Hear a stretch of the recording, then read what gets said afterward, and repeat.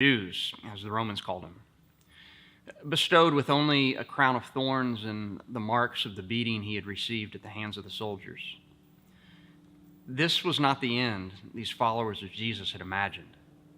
He had come to restore, to establish a new kingdom. He was supposed to correct the wrongs and rebuild the temple.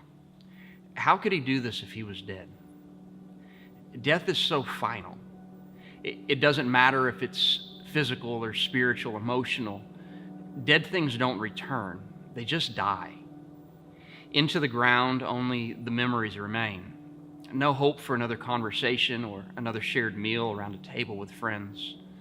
No more long walks filled with conversations about life and what was to come. Only emptiness and the fear that nothing could change the outcome of those final hours.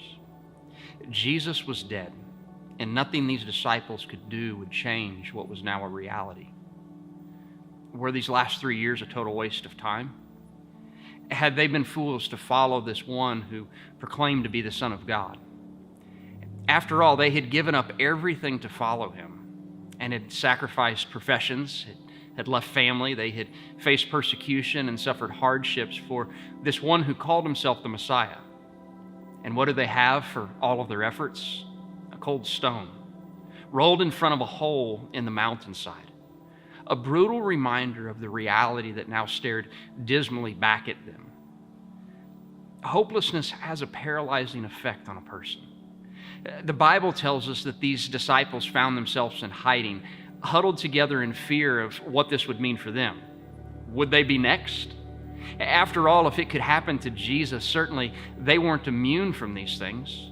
But where could they go? What could they do? Everything had been left to follow him. Filled with grief and paralyzed by hopelessness, they did what we often do. They hid. Have you ever found yourself in that place?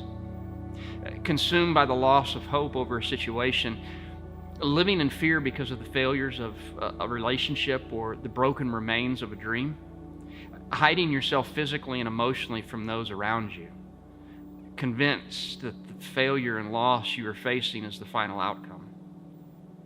Well, I have good news, friend. Death never gets the final word. Death was unaware. These disciples were unaware that Jesus had prepared the greatest comeback this world would ever know. Only hours remained before Jesus would defeat all that felt final about these last few days. And in his hand, victory. Your victory, my victory, victory for all who would call upon his name. Do you need victory in your life today? Do you find yourself hiding from the seemingly final outcomes of situations in your life?